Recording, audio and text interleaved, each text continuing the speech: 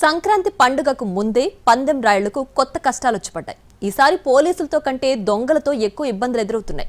పండుగ బరిలో కాలు దువ్వి తమ పరువు నిలబెట్టుకునేందుకు పందెం పుంజులకు సకల సౌకర్యాలు కల్పిస్తుంటే తెల్లారసరికే ఆ పందెం పుంజులను కేటుగాళ్లు కొట్టుకెళ్లిపోతున్నారు.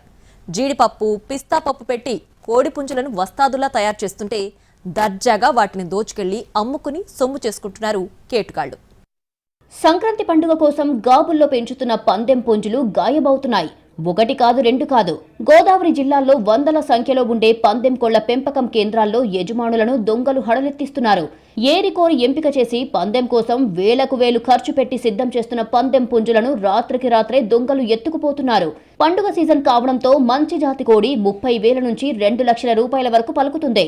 ధర ఎంత అనే విషయాన్ని అస్సలు పట్టించుకొని పందెం రాయుళ్లు పుంజులు కొనేందుకు ఎగబడుతూ ఉంటారు.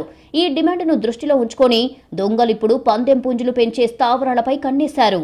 సంక్రాంతి పండుగ కోసం ఉమ్మడి గోదావరి జిల్లాలలో కొబ్బరి, కోకో, పామాయిల్ తోటల్లో కోడి పుంజులను ప్రత్యేకంగా పెంచుతూ ఉంటారు. ఒక్కో పెంపకం కేంద్రంలో వందల సంఖ్యలో కోడి పుంజులు సంక్రాంతి బరిలో కాలు దువ్వేందుకు శిక్షణలో రాటుదేలుతున్నాయి.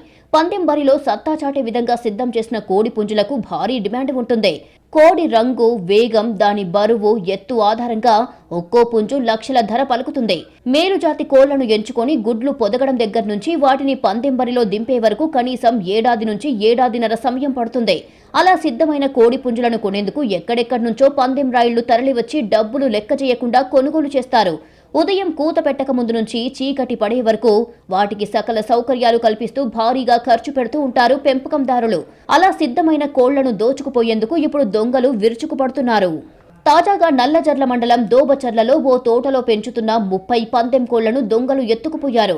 కోళ్ల సంరక్షణ కోసం ఉన్న కాపలాదారుడి పీకపై కత్తి పెట్టి గాబుల్లో ఉన్న పందెం పుంజులను చోరీ చేశారు.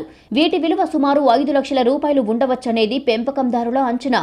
ఈ ఘటనకు ముందు తాడేపల్లిగూడెంలోనూ ఇదే తరహా చోరీ జరిగింది. పందెం పుంజులకు ఉన్న డిమాండ్ను దృష్టిలో పెట్టుకుని గంజాయి బ్యాచ్లు, చోరీలకు పాల్పడే దొంగలు కోళ్ల పెంపకం స్థావరాలపై ఇప్పుడు ఎక్కువగా దృష్టి పెట్టారు. అర్ధరాత్రి సమయాల్లో మాటు వేసి మరీ కోడి పుంజులను ఎత్తుకుపోతున్నారు. సంక్రాంతి నేపథ్యంలో పందెం పుంజులకు ఎక్కువగా గిరాకీ ఉండడం, పైగా మంచి జాతులకు చెందిన పుంజులు వందల సంఖ్యలో ఉండడంతో వాటిపై ఎక్కువగా దృష్టి పెడుతున్నారు.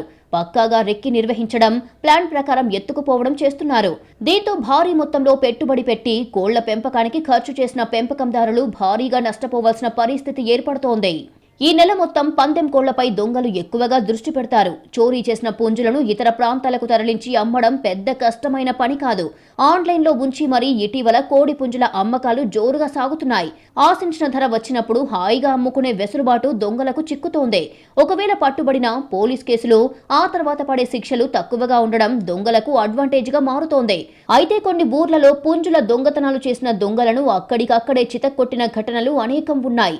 చలికాలం కావడంతో దొంగలు మంకీ క్యాపులు పెట్టుకుని తిరుగుతుండడంతో వారిని గుర్తించడం కష్టతరమవుతుంది. ఏరికోరి ఎంపిక చేసి కష్టపడి పెంచిన పందెం పుంజులు దొంగల పాలు కావడంతో పెంపకందారులు లబోదిబోమంటున్నారు.